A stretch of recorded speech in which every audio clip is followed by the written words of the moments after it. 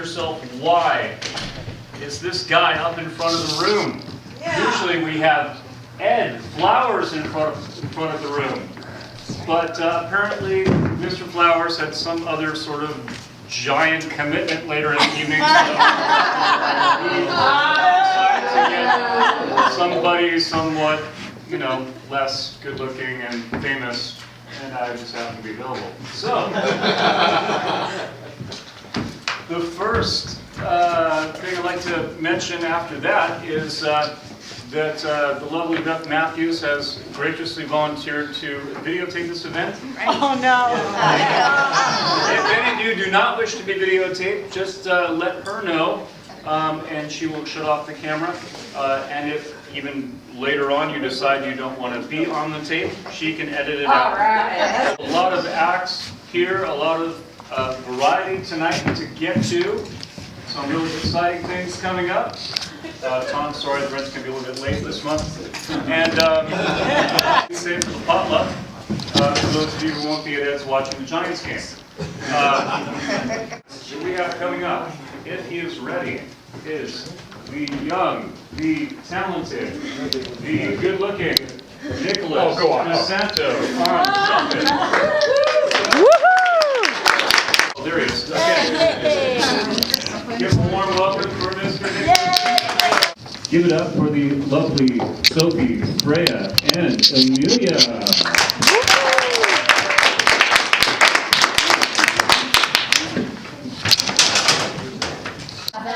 No trouble. Oh, keep it right there. I'm all about the bass, no trouble. Just hold I'm all about the bass, no trouble. I'm all about the bass, bass.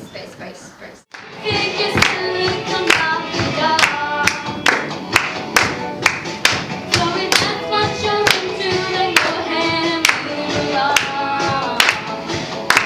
Because you know I'm all about the bass, no trouble. I'm all about the bass, no trouble. I'm all about the bass, no trouble. I'm all about the bass. I'm all about the bass, no trouble. I'm all about the bass, no trouble. I'm all about the bass, no trouble. I'm all about the bass.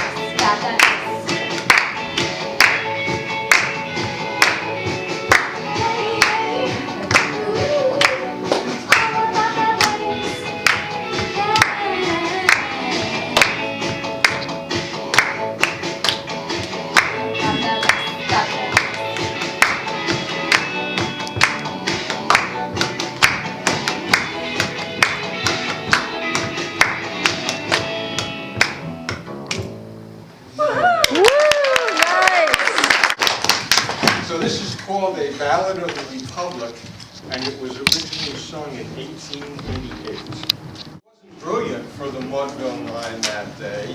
The score stood 4-2, with but 1 inning more to play. And then, when Cooney died at first and Barrows did the same, a sickly silence fell upon the patrons of the game. A straggling few got up in deep despair. The rest clung to the hope which springs eternal in the human breast. They thought if only Casey could get a whack at that, we'd put up even money now with Casey at the bat. But Flynn preceded Casey, as did also Jimmy Blake. And the former was a Lulu, and the latter was a cake. Figure that one out. So upon that stricken multitude grim melancholy sat, for there seemed but little chance of Casey getting to the bat. But Flynn let drive a single, to the wonderment of all. And Blake, that much despised, whacked the cover off the ball. And when the dust had lifted and the men saw what had occurred, there was Jimmy safe at second and Flynn a hugging third.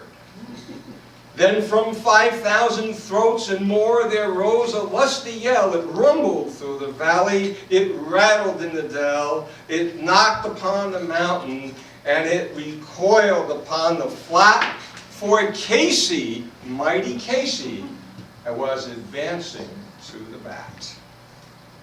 There was ease in Casey's manner and a smile on Casey's face. And when responding to the cheers, he lightly doffed his hat. No stranger in the crowd could doubt 'twas Casey at the bat. 10,000 eyes were on him as he rubbed his hands with dirt. 5,000 tongues applauded when he wiped them on his shirt. Then while the writhing pitcher ground the ball into his hip, defiance gleamed in Casey's eye. A sneer curled Casey's lip. And now the leather-covered sphere came hurtling through the air, and Casey stood watching it, haughty grandeur there. Close by the sturdy batsman, the ball unheeded sped. "That ain't my style," said Casey. "Strike one," the umpire said. From the benches black with people, there went up a ruffled roar, like the beating of the storm waves on a stern and distant shore. "Kill him, kill the ump!" shouted someone on the stand, and it's likely they'd have killed him had not Casey raised his hand. With a smile of Christian charity, great Casey's visage shone. He stilled the rising tumult. He made the game go on. He signaled to the pitcher. Once more the spheroid flew, but Casey still ignored it, and the umpire said, "Strike two." "Fraud!" cried the man in thousands. An echo answered, "Fraud!" But one scornful look from Casey, and the crowd was awed. They saw his face grow stern and cold. They saw his muscles strain. And they knew that Casey wouldn't let that ball go by again. The sneer is gone from Casey's lip. His teeth are clenched in hate.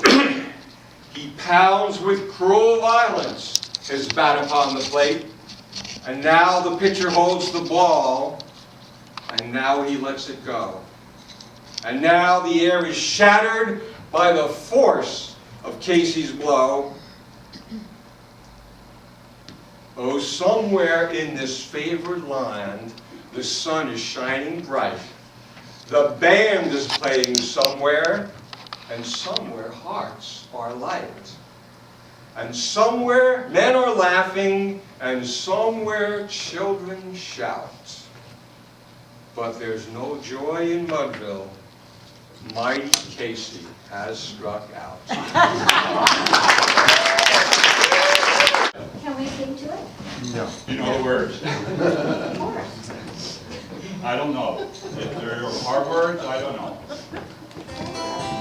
Louder. Everybody raise their hand and the words. No, take me off the ball. Go ahead, that works just fine.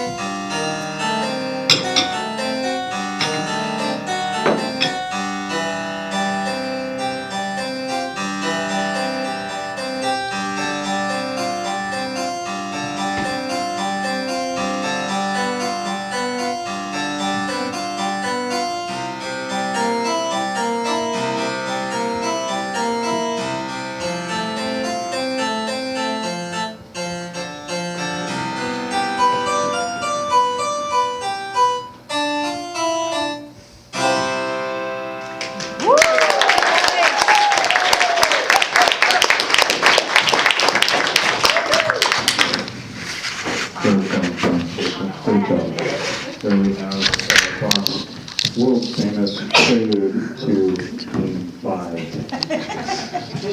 G major. So anyway, haiku, as maybe some of you know, is Japanese minimalist poetry. And so I'm going to read a couple of old haiku, and then I'm going to read a couple of my own haiku. So you have to kind of be in the zone with this stuff. It's like, so put your Zen face on and listen to, this is a Basho poem.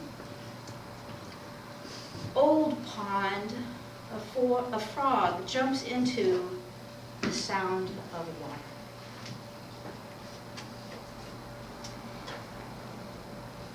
Moving, a handful of movement, the owl's wing. Strawberry, another red tongue on line. And let's see, a couple of mine. Silence between us, warm boughs. Desert, stretched to the horizon, cactus blooms. And let's see, the last one is, so I wrote for Pat, and when I found out that she was on.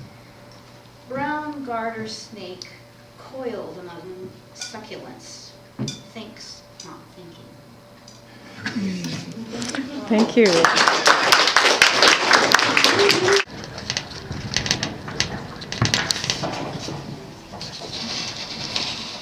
Okay, we kind of got the ukulele for her 7th birthday, so we've been working together, and the song is Stand By Me.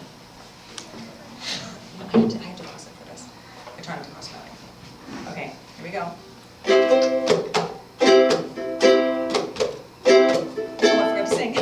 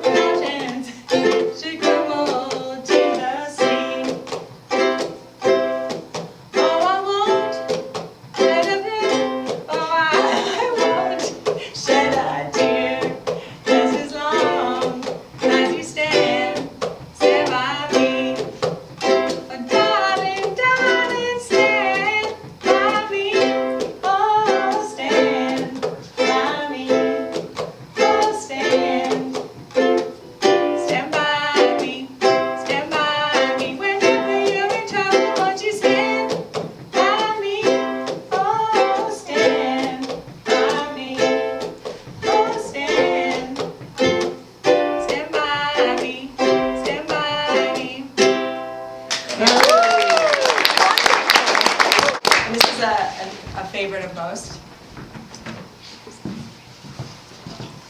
You're silly. Okay.